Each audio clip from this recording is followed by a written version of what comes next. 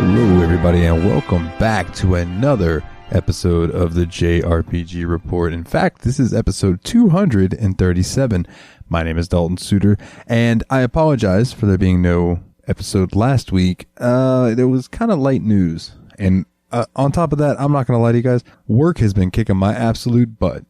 Today it was day 5 of 7 in a row, so it's been rough, but I am here, and this week it was kind of like, man, the news was just trickling out, and I had a few, and I was worried that I was like gonna have to put out a relatively short episode for you guys, and then boom, big old wave of stuff came out. So hopefully you were all settled and nicely comfortable at work or driving or wherever you're going. If you're driving, please drive safe, and let's roll right into the news, shall we? Starting off with Final Fantasy XVI producer Naoki Yoshida revealed that Square Enix plans to distribute a demo for the upcoming game sometime in the future. When asked about future developments of the game, Yoshida stated that more information about it will appear close to the end of 2022. This is where he mentioned the prospect of a trial version appearing. The reason being that the team would like to keep the momentum of the upcoming release going. This means that a demo is on the horizon, but it will appear closer to when Square Enix will reveal a more concrete release date for Final Fantasy XVI.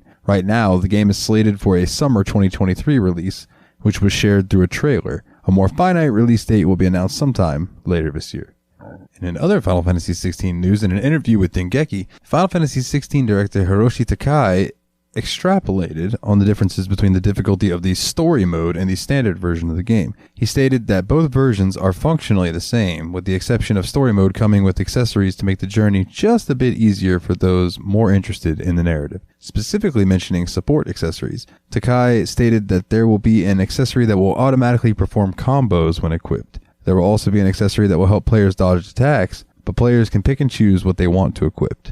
In the story mode version of Final Fantasy XVI, players will start with the aforementioned auto attack ring and a secondary ring that will slow down time just before an enemy is about to strike Clive. However, enemies will also have lowered health and attack with less frequency in story mode as well.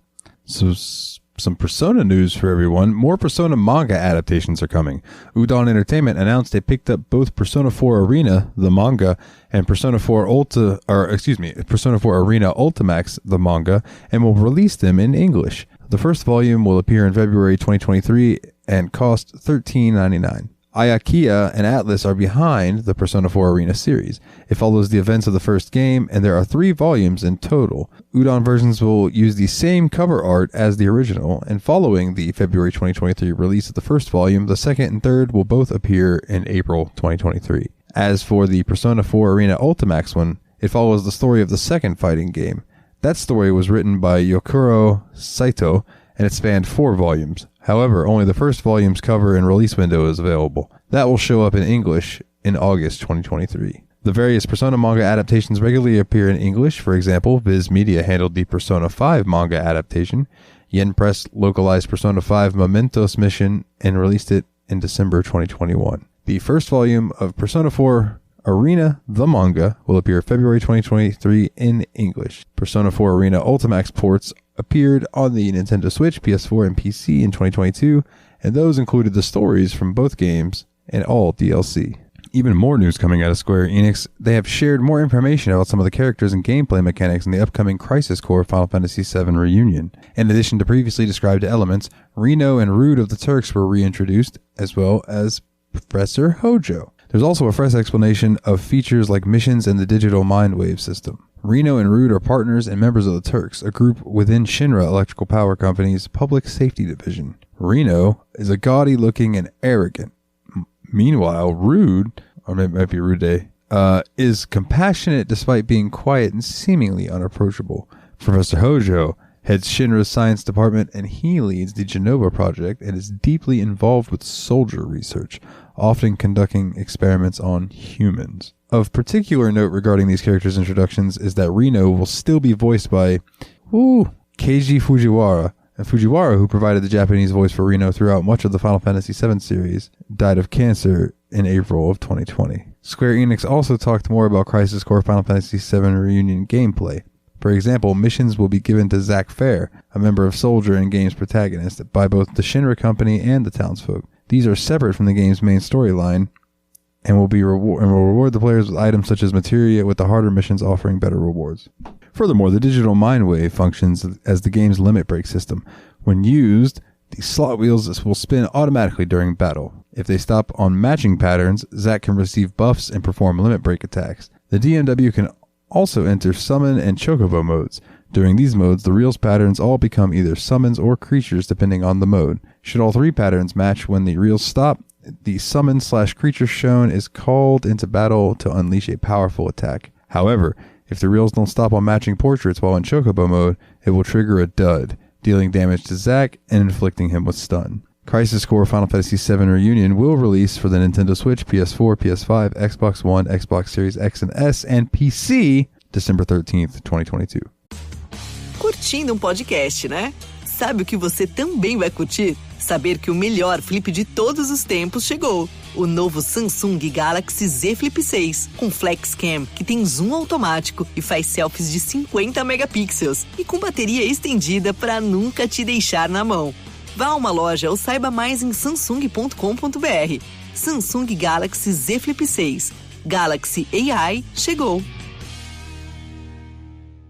So in some Pokemon news, not long after the new Ghost Pokemon made its debut in a Pokemon Scarlet and Violet video, Nintendo shared additional trailer and details for the dog-like buddy, now dubbed Grevard. It is a pure ghost type that is known for being friendly and, while unintentional, dangerous. Grevard is about the same size as an actual dog, as the Pokemon's details confirm it is about 2 feet tall and weighs about 77 pounds. It knows the pickup ability, which means it might pick up items both in and out of battles. Nintendo didn't share any signature moves for it yet, but it did note that the Ghost Dog Pokemon is known for its powerful jaws and the ability to absorb life force just by being around someone. In the wild, you might not initially see a Grevard roaming around. Rather, you'll only see the candle on the top of its head peeking above the ground. If you get too close, then it will appear. The initial video revealing the character showed how it might inadvertently harm someone nearby. A person is filming ghost-type Pokemon and happens upon the character, and as the two play fetch, the person's filming's life force is gradually zapped away.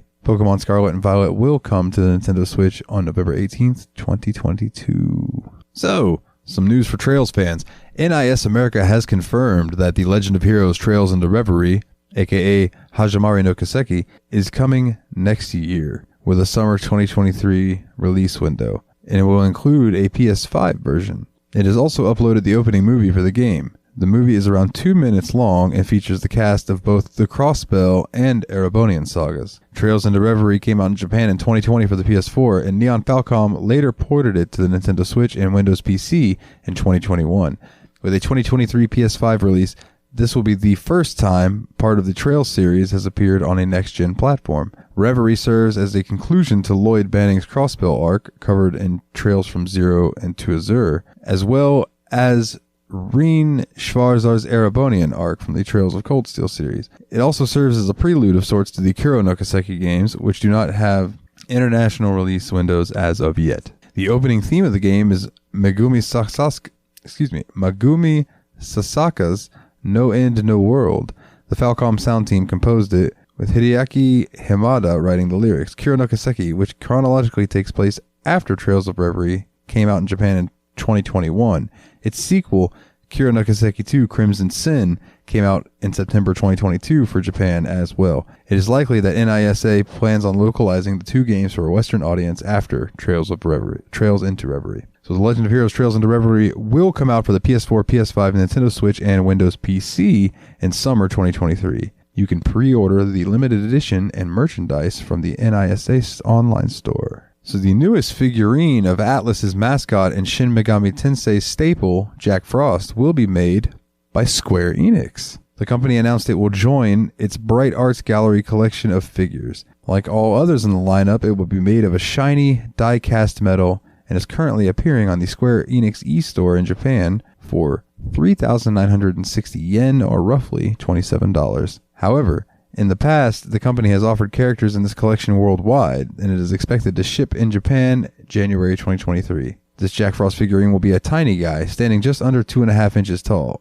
is made of zinc alloy and permanently posed in such a way that the character appears to be waving at someone. In the past, most figures in the Bright Arts Gallery collection tended to be from Square Enix games. In particular, notable mascots from Final Fantasy games showed up. Two of the first were a Cactuar and Tonberry. These did appear in the company's storefronts worldwide. Another reliable source of Jack Frost merchandise is the Shop Atlas storefront. Atlas opened this online store in November 2021. Items like a $39.99 Jack Frost plushie and a $44.99 hat are sold there. The Atlas Jack Frost Bright Arts Gallery figurine will appear in Japan in 2023. So the Kingdom Hearts Tamagotchi debuted in Japan in October 2022, and the means of getting the Heartless form for Sora appeared. However, it turns out it ends the game for people when they do. If someone lets Sora, or presumably your active character, quote-unquote, die, then they will turn into a Heartless. Death is a common fail state with this kind of virtual pet. It can happen in Tamagotchi runs due to either user error or old age. Depending on the version you're using, there could be a different ending scene. For example, you might see an angel or a ghost next to a gravestone. It is currently unknown if there are different, quote, death scenes in the Kingdom Hearts Tamagotchi. The Kingdom Hearts Tamagotchi doesn't feature just Sora. As you play, you might unlock characters like Donald, Goofy, Riku, Kairi, Roxas, Axel, Xion, Aqua, Ventus, and Terra. There are also themed foods, minigames, and events, with Heartless enemies also appearing occasionally to a quote-unquote attack your character. The Kingdom Hearts Tamagotchi is available in Japan, but a worldwide release date has not yet been confirmed. So in other Square Enix news, Square Enix has released a story trailer for Tactics Ogre Reborn ahead of its launch next month. Tactics Ogre Reborn is coming on November 11th, 2022 on the Nintendo Switch, PlayStation 5, PlayStation 4, and PC via Steam. The crown jewel of the tactical role-playing genre is Reborn. Pre-order now for an exclusive bonus. Defend the glory of the Valerian Isles. Take on war-torn nations' turmoil as iron-willed Denam Pavel, a young knight with a strong sense of justice and a score to settle. Besieged from all sides, you're tasked with taking on the Galgastane and the oppressive Bakram Valerian, rulers in orders to bring peace to the long persecuted Wallister people. Build your party from loyal allies and hired units and lead them to victory for the peace for your countrymen have sought for so long. Everything good is worth fighting for. Which path will you take in this twisting saga where every decision has weight and every encounter might be your last? Victory is never certain. How will you prevail? Tactics Ogre Reborn features updated game design, fully voiced cutscenes, improved graphics, and re-orchestrated soundtrack. Immerse yourself in the fantastic and fascinating world and intrigue of Tactics Ogre like you've never seen before. In this age of conflict, which path will you choose?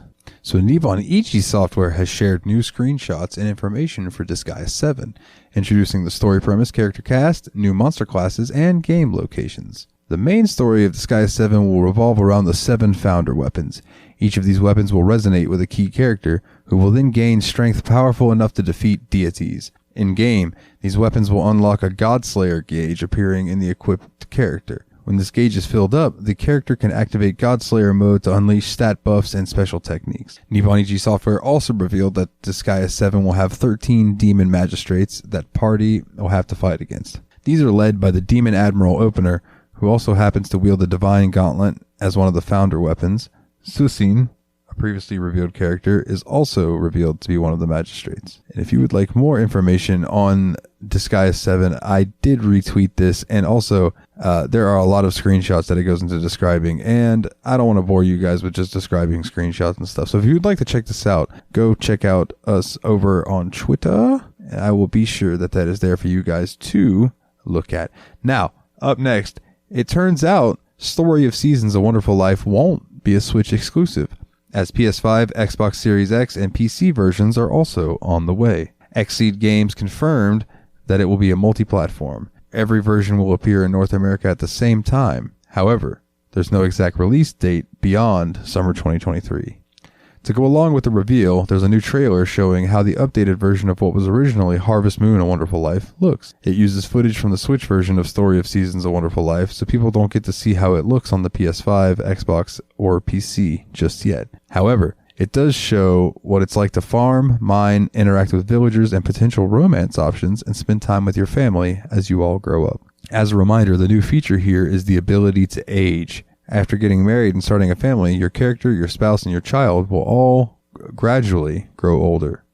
This also means new special events going over certain milestones as the years pass by. Story of Seasons: A Wonderful Life will come out on Nintendo Switch, PS5, Xbox Series X, and PC via Steam summer 2023. The original Harvest Moon: A Wonderful Life appeared on the GameCube and the PS2. So now that the Wanderer of the Rift, Stranger of Paradise, Final Fantasy Origin DLC debuted, so did a transmogrification feature that lets people make cosmetic changes to party members with what is essentially layered armor. After updating the game, people will be able to customize how the characters look with owned equipment.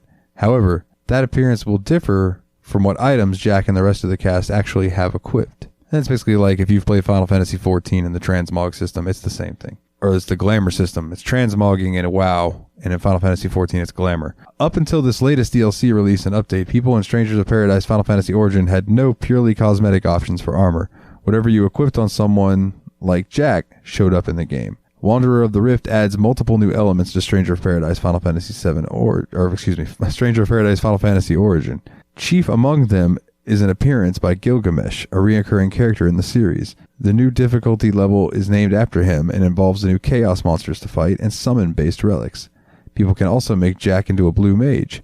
This will introduce the Monster Bell system. Jack and the team can take on the summon stones and use them to interact with various monsters, and once it trusts you, you can summon it to fight as an ally. Stranger of Paradise Final Fantasy Origin is available for PS4, PS5, Xbox One, Xbox Series X, and PC, as is the new Wanderer of the DLC, or Wanderer of the Rift DLC. My goodness, I cannot talk today. And a short little news thing right here, but if you're interested, I did retweet this. Publisher Square Enix and developer Acquire have released the second official trailer for Octopath Traveler 2, featuring Particio the Merchant and Oswald the Scholar. Particio and Oswald are two of the game's 8 new protagonists, and the trailer also introduces the new battle mechanic latent powers and a new way to travel across the continent. Octopath Traveler 2 is due out for PlayStation 5, PlayStation 4, Switch, and PC via Steam on February 24th, 2023. In something of a surprise announcement, Square Enix revealed that Star Ocean: The Divine Force can now be streamed through NVIDIA GeForce.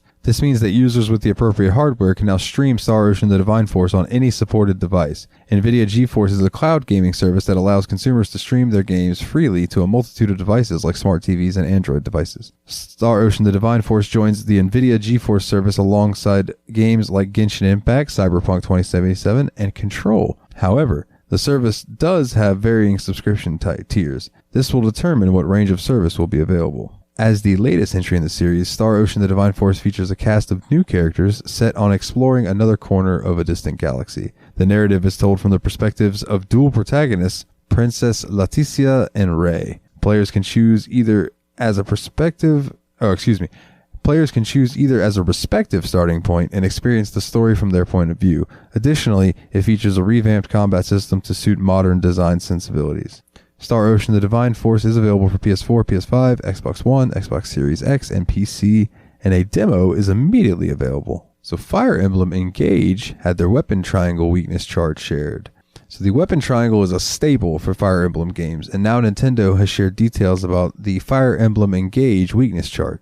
It took to Twitter to confirm which weapons are strong or weak against others, and also explained that taking advantage of that knowledge will let allies or enemies break each other. First, here's the tweet going over Fire Emblem Engage's weakness chart, and it shows that. With the classic weapon triangle appearing on the left side, as usual, swords best axes, axes are strong against lances, and lances will beat swords. On the right side is the second chart. It notes that special arts, as a character might know, will be strong against an opponent who is using a bow, throwing knife, or tome attack. As for breaking, that's a side effect of taking advantage of weaknesses. In addition to dealing damage, a break can be triggered. When this happens, an enemy can't counterattack, even if their speed would normally have allowed them to follow up your attack. Likewise, one of your allies is hit by a strong attack against them, they'll lose the ability to counter. Fire Emblem Engage will come out to the Nintendo Switch on January 20th, 2023. And that is going to about do it for this week's episode of the JRPG Report. And that means it's time for some house cleaning, shall we? If you'd like to follow us on Facebook, you can find us at facebook.com/JRPG Report. You can find us on Twitter at JRPG Report. If you'd like to support the show, which would be wonderful, helps us keep the lights on around the house, patreon.com/JRPG YouTube.com/JRPG report. And you can get your name shouted out on each and every episode like these wonderful people: Kim C, Jake W, Jordan K, Kularian, Taylor F, and Master Loot. You all absolutely rock. And if you'd like to hear more of me, you can check me out bi-weekly on the Steam Machine podcast, where me and my buddies Nate and Willie play through a backlog of PC games. Sometimes they're JRPGs, sometimes they're not. Right now we're playing through Yakuza Kiwami, which is a great time. Also, if you would like to hear a more NSFW show, you can find me on Yabs Pod, yet another BS podcast with me and my buddy Jeremy, where we just shoot the bull for multiples of hours. That's depending on how many listener questions we get in.